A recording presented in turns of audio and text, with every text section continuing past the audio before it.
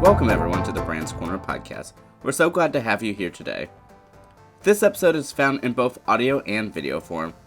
As per usual, you can find the audio episode anywhere you can find podcasts. But to check out the video, go ahead and subscribe to our YouTube channel at Tran Talks. This episode will begin in just one moment after these sponsored messages, so please stay tuned.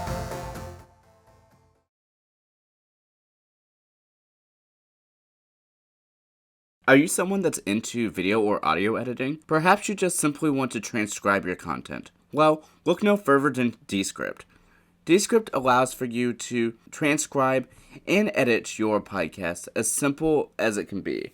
In fact, they've recently expanded to now include all types of video projects. To find out more about Descript, go ahead and check out their website and learn more. An affiliate link will be posted at the end of this episode and in the description. Thank you so much, and let's get into today's episode.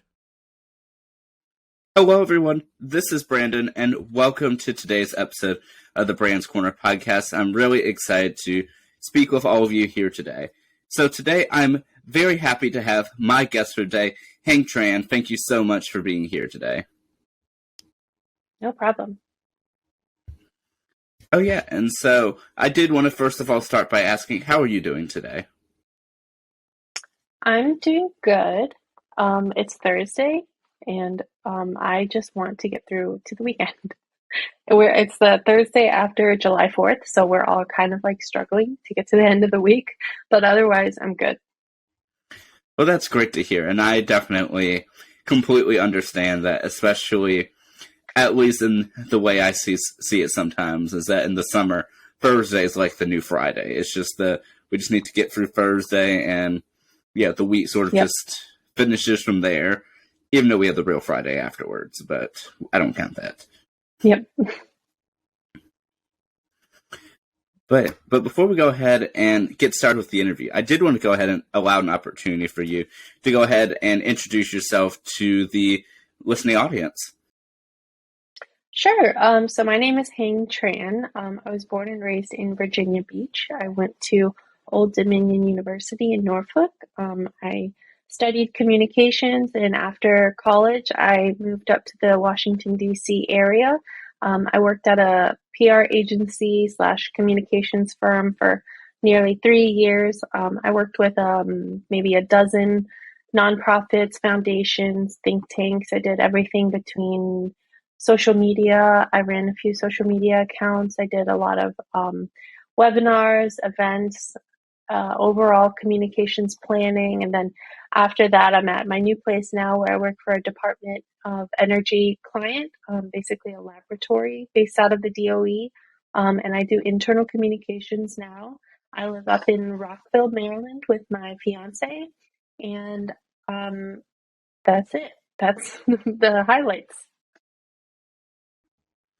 Well, that is really great to hear. And so, first of all, I actually am curious as to what really got you into the whole public relations, strategic communications field overall. So that is an interesting story because I originally went to ODU as a computer science major. That was what my parents told me to do. And I even though I had taken AP computer science in high school and completely failed it, I got an E in the course in high school my senior year. I, for some reason, decided to still major in it. So after that first semester where I failed whatever intro to computer science course I took, I explored other options, and communications was one of them. And one of the classes I decided to take was Intro to PR. And I think my first day looking over the assignments and what to do and kind of like really learning more about what PR is and what it entails, I realized I had kind of been doing it my whole life. My parents owned a nail salon since I was maybe 3 or 4 years old in Virginia Beach, and I realized I had been doing a lot of PR and marketing for them without even knowing, without really an option, but I was already doing a lot of it anyways, and I realized I was good at it. I liked it, and it's apparently a career. So I was interested in PR and communication since that very first class, and I've never looked back. Wow, that's really great to hear that. I mean, that one class really helped yeah, help you determine, hey, this is what I want to do. And even though, there were different factors in there, such as, of course, you said doing the PR skills for your, parents' nail salon. I mean, still the fact that, that a class was able to really, like, I guess, help show you what you wanted to do. It always amazes me the impact of education. Yeah, I mean, a lot of people don't, realize how important it is to actually like what you're studying. And people don't realize that is possible without taking like silly elective courses such as art or pottery or something. There are interesting things to learn about. Like some people really like history because history is interesting. Some people really like math. I'm not one of those people, but I really liked PR and learning about case studies where PR was really critical. Like for me, what is the most interesting thing about PR is that it is it's kind of like the underdog of basically consumerism essentially. Like there's a lot of different PR case studies essentially on everyday items and products and how we do things. Like there's a classic example of a Kleenex. You call it a Kleenex instead of like a tissue. Well, that's marketing. That's PR. That's branding. Or a Coke. Some countries, I think in the South, call all soda Coke. That's powerful marketing right there.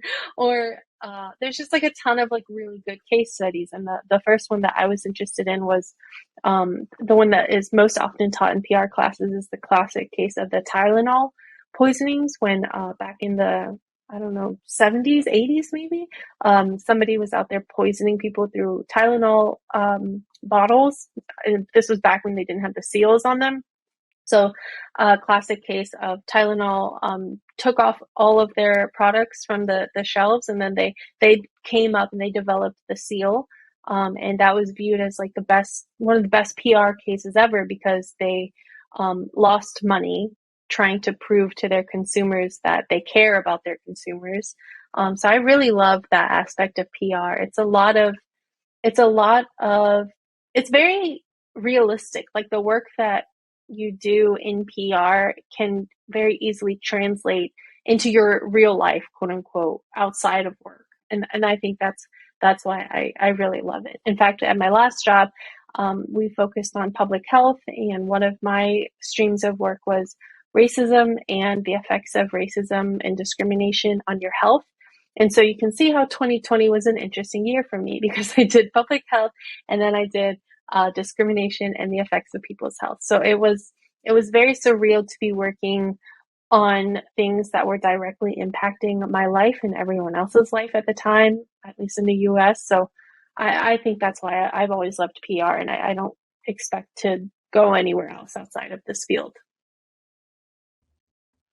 That's really interesting. And especially, I mean, like considering like how much it truly does impact your life. And as you mentioned with the case studies, yeah, I know a lot of people probably think like, oh, okay, public relations is just that thing that you need to do from time to time, but it really is something that, all around you always need it for so much different stuff. And so it's really helpful to be able to be knowledgeable in that and know your background, but also too that the fact that, as you mentioned, just impacts your personal life as well.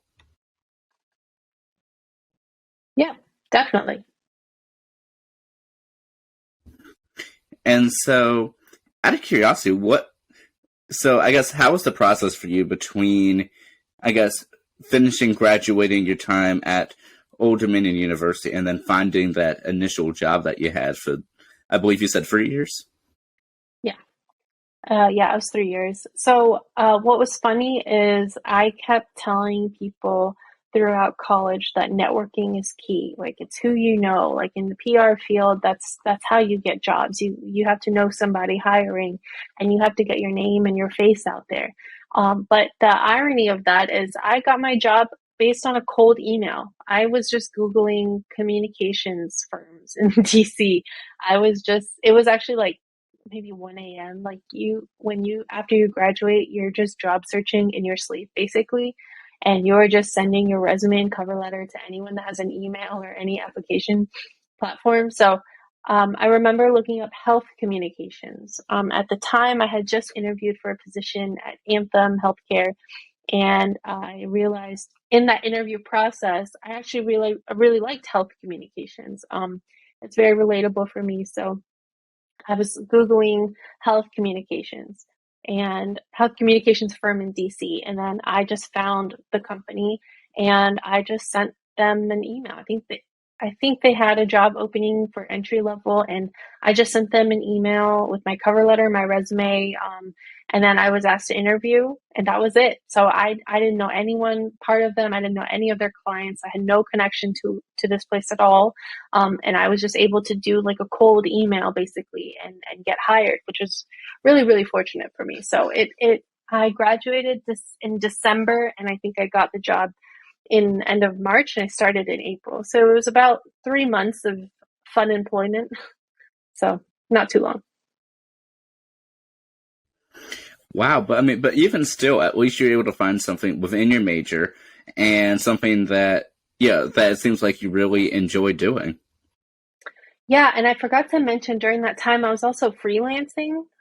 So I was able to, so throughout college I was part of the Public Relations Student Society of America. I was the president at the ODU chapter, and I was very close with Brendan O'Halloran, as you and I both know. He's a very tall, wild man, and he introduced me to a lot of PR people, working PR professionals in the Norfolk area, and one of them was really impressed with me, or she was for some reason very interested in me. I'm not sure why.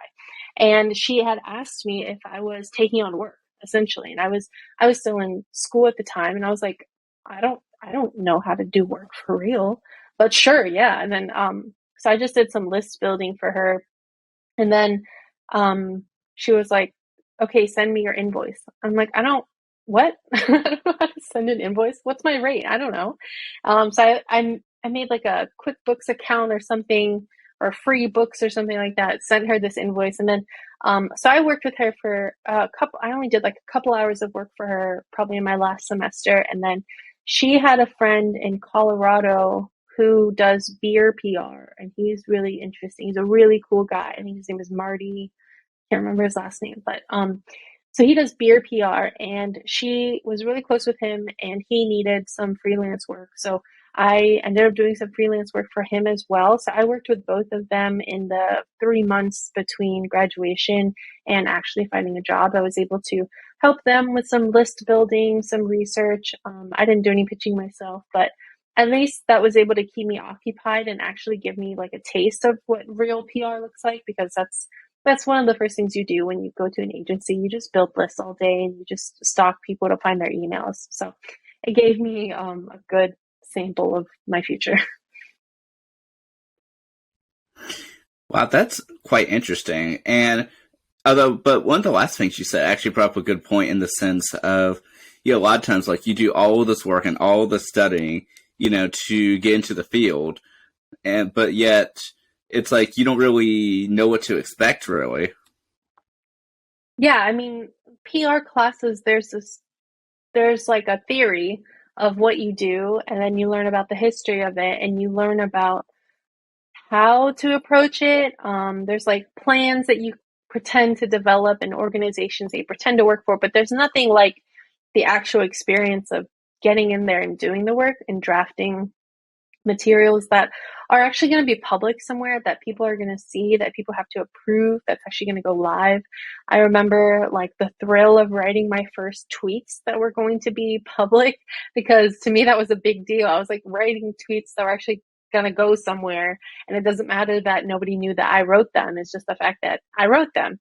And that was my first month there. And then maybe a year later, I was completely running those social media accounts by myself. I was drafting all the content, scheduling it, doing everything. And so there's nothing a class can really teach you about the actual experience of it. And it's very fun. Like being able to work in PR and communications is very fun because it's very outward facing for the most part. If you're doing external communications, a lot of my job was media relations. I was speaking to reporters. I remember I was pitching for a think tank that did a lot of research for healthcare and health insurance, and I was pitching to the San Francisco Chronicle. And I remember this was back in when we were in offices in 2019, but I remember the reporter calling me, and I picked up the phone, and nobody called me. I'm just like entry level, 20 something year old. And she called me and she goes, "Hi, this is blah, blah, blah from San Francisco Chronicle." And I'm like, "Oh my God, I have a reporter calling me. Like, what do I do?" And so I was like trying to think on my feet, but I was just like, "Oh my God, a reporter just called me. I'm talking to her actual reporter." Um, and she just like wanted me to confirm something. And luckily it was easy, but I was so almost freaked out. I was like, "Oh my God, I'm talking to people." And I remember, um, like I was able to pitch and place a lot of stories in like the New York Times, the Washington Post. I remember my first AP story. And it's like physical things that you can show people. Like I was able to send a link to my friends and say like I helped place this story. I didn't write the story, but I gave the idea or the information to the reporter. And that's really exciting. I remember even in in 2019, I remember my clients' data and research were being used in Elizabeth Warren's proposal for healthcare reform in her presidential run. Like she was preparing stuff, and she was her platform.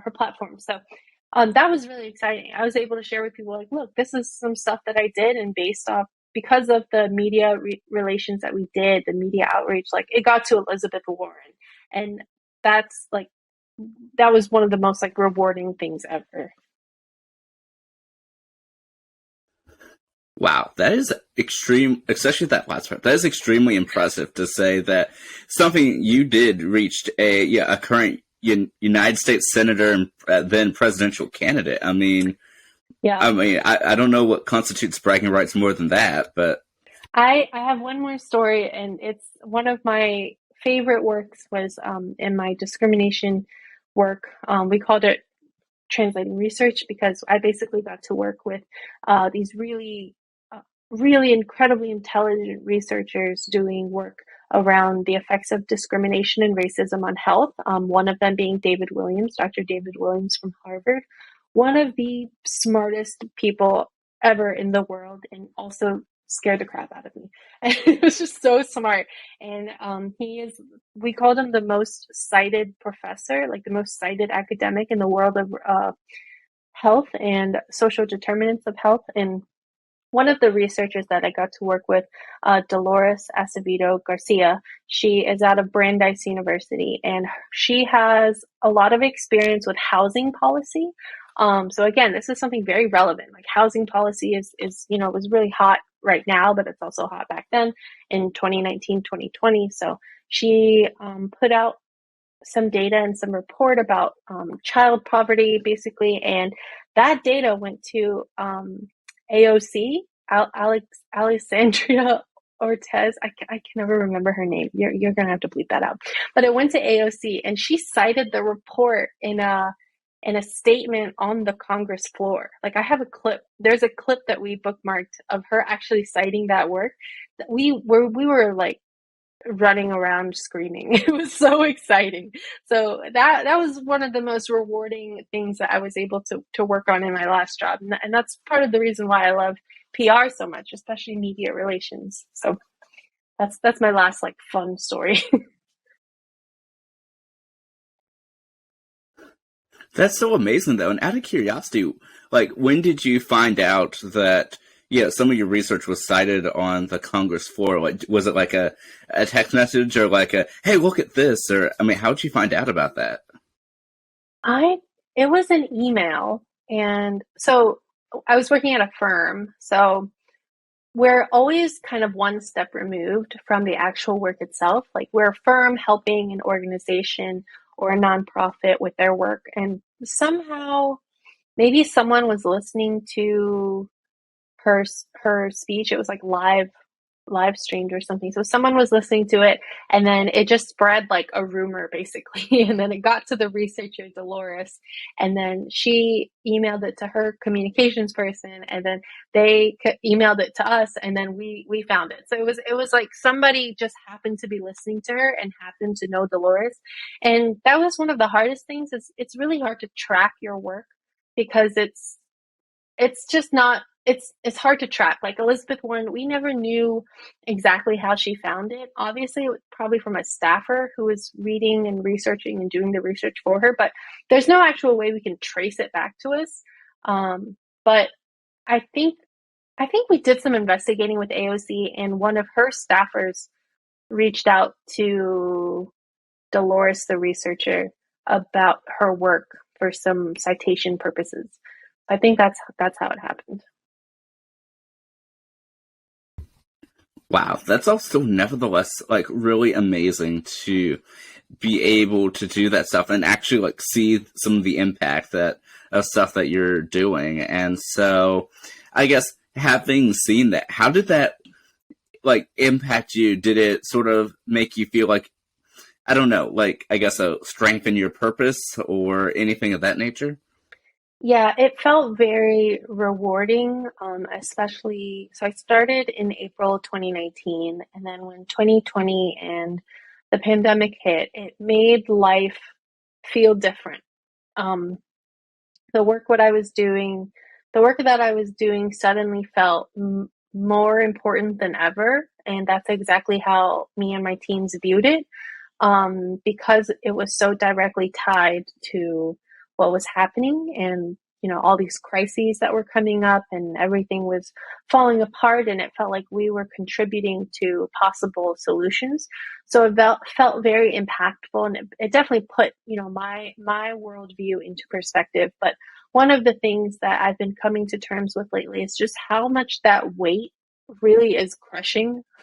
And this is coming from a person who has since left my last job, but yeah, I've realized that that weight and that responsibility and that impact was almost suffocating. It was like you can't get away from the realities of what was happening. It was like you can't, like, work for most people is you log on and you do your stuff and then you log off and then you come back to the real world and you do your hobbies and your fun activities. But for me, it was 40 hours a week of reading the news, knowing very intimately what was happening, and especially with something like the American news cycle, it's very negative. It's not great, and it was just very like suffocating and very heavy.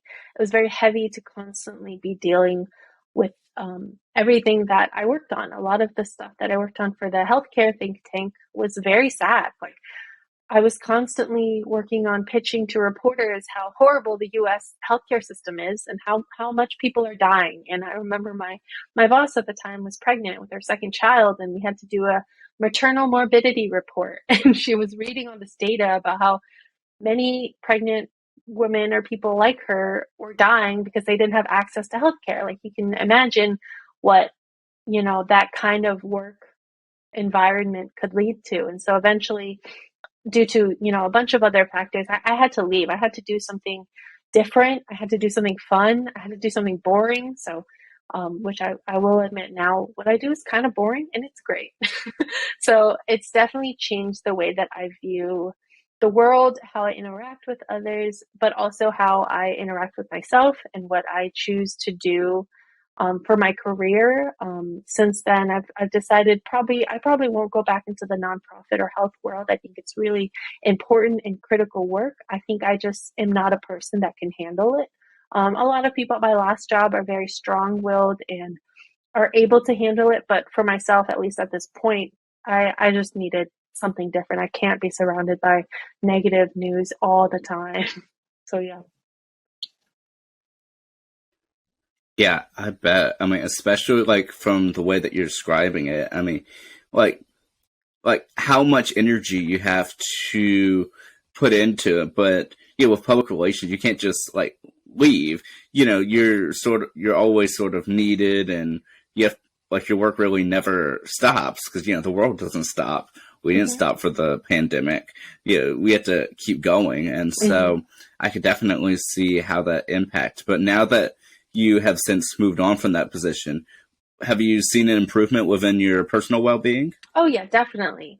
I used to have a bunch of different signs of stress. I used to have headaches a lot. I have like a type of eczema on my hands. I That is a really itchy type of eczema. So I used to wake up in the middle of the night just scratching my hands. Like I was so itchy, and it was very stress induced. I don't have it anymore, and I didn't realize this till maybe like a few weeks ago. But um, and then I just had a bunch of other behaviors that were very stress induced, and I had a lot of anxiety, more so than I've ever had. And so after leaving that position, I'm in a much better place now. I think my work is giving me a different kind of sense of value. Um, and overall, I'm just like much happier. Well, I'm glad to hear at least that you're at least able to take care of yourself, yeah, a little bit more now that you are in a different position. And I know, as you're saying, that even though for what it was worth, you liked the impact of the previous position, it was just much to handle. And yeah, I certainly do believe that your personal well-being should always come first. And so I'm glad that you were able to sort of make that tough decision for yourself and that it's starting to work out for you. Yeah, me too. And so I guess over the next several years, months, and everything to go forward, I guess what are your plans going towards the future? So that's a good question. I think how I would describe my dream job is I have like two paths in front of me, basically, what are my dream goals. I really want to do and communications in the realm of food. I Food is a big part of my life. My fiance's family owns a restaurant. My family used to own restaurants. We have also done like a pop up of food where we delivered food to people. We took orders and we made the food and delivered it to people. And as someone who's had to support a small business, my fiance also does this for his parents. I think there's a really big need for small business PR and marketing. And I really have a passion for food. And so I always tell people my dream job would be to like work at Yelp or something doing communications. I also really like internal communications. So working for an organization, understanding their missions and making sure that their employees know the mission and feel it too and feel the company's values. So that's kind of like one route that I would like to take is bringing helping small businesses and restaurants and food um, like reach consumers, reach more people. So that was one option for me in the future. And another option is for me to work in something related to Asian American advocacy or policy. I'm currently a communications graduate student at Johns Hopkins, and I was really interested in public affairs and public policy and how that kind of works with a communications background and not so much a policy background.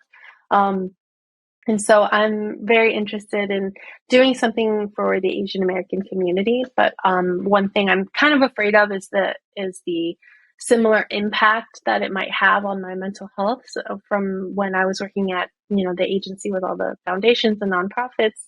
But it's something I've always kind of been passionate about as an Asian American, and that's another route that I see myself taking. I just don't know how I'm going to get there.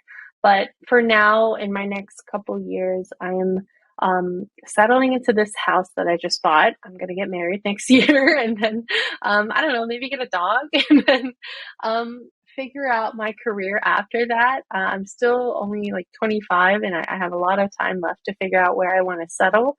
But I'm happy right now, just being in a very slow paced position, doing internal communications for a government agency.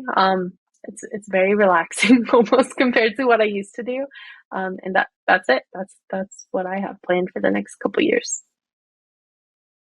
Well, first of all, congratulations on was for now being in graduate school, for being engaged, and for your potential dog that you may get in Yeah. a year or two. Those are all really great, yeah, things to be a part of. And so, I guess as we're gradually wrapping this up, I am actually curious as to so what really led the decision to go into the graduate program.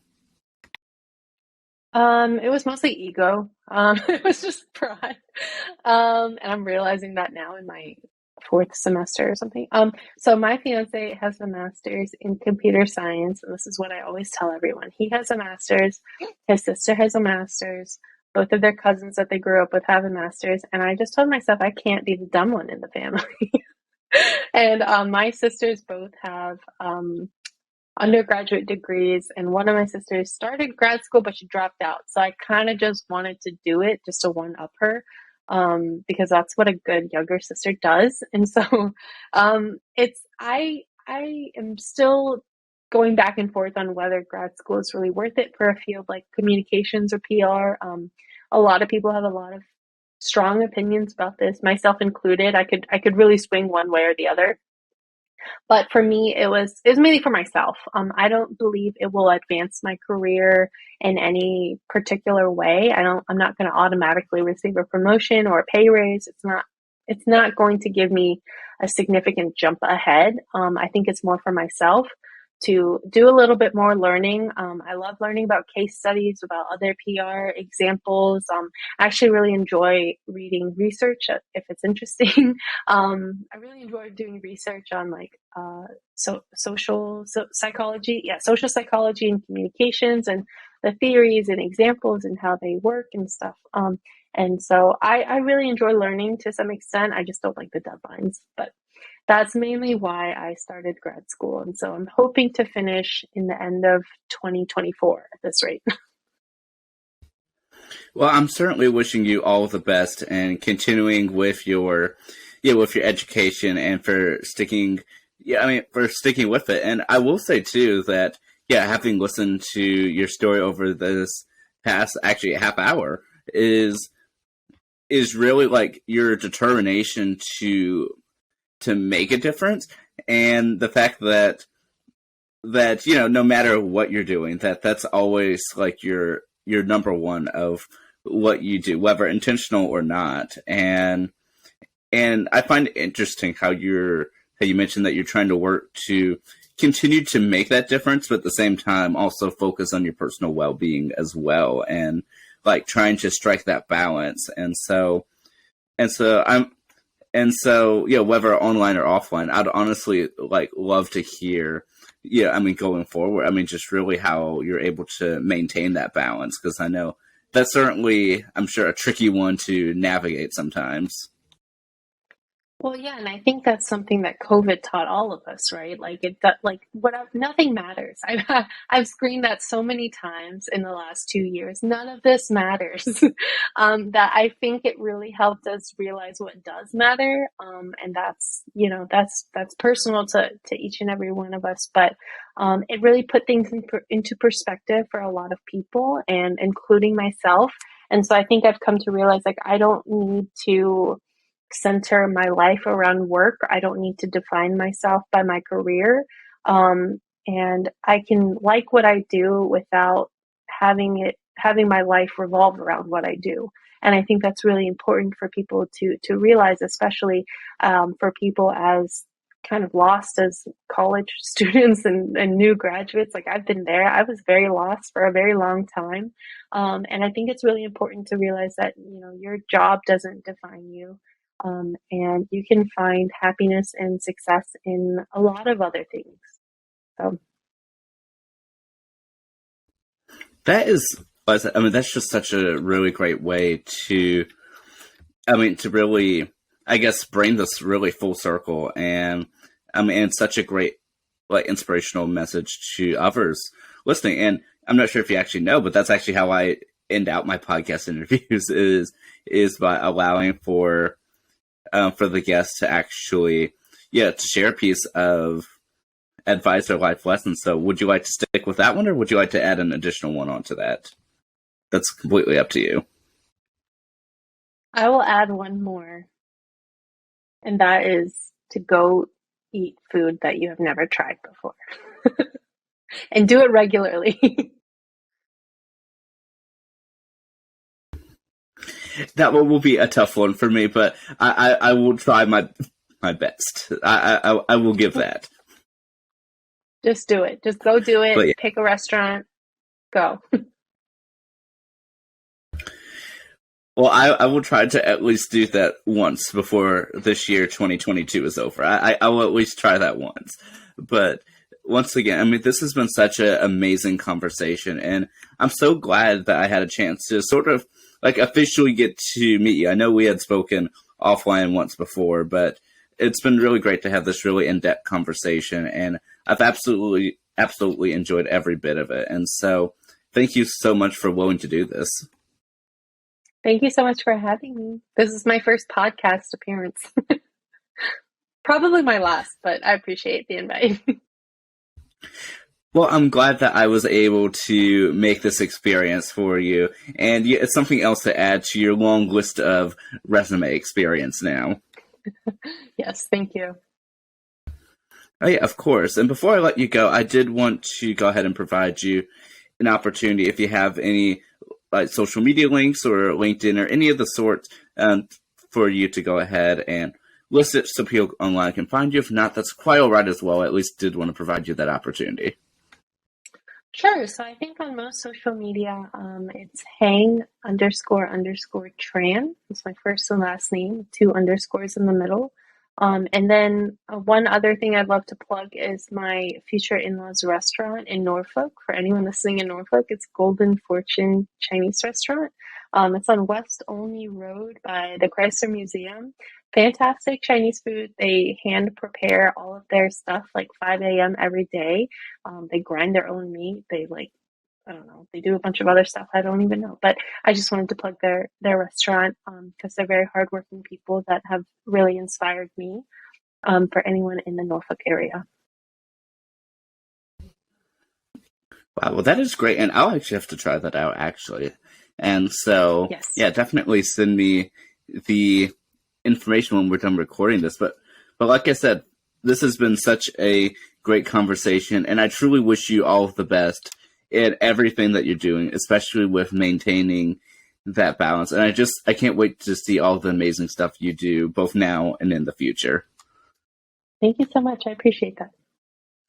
Oh, yeah, of course, and have a great rest of your summer. And for those listening here as well, thank you all so much for tuning in, and I'll catch y'all later. Have a great day, and I'll see y'all next time.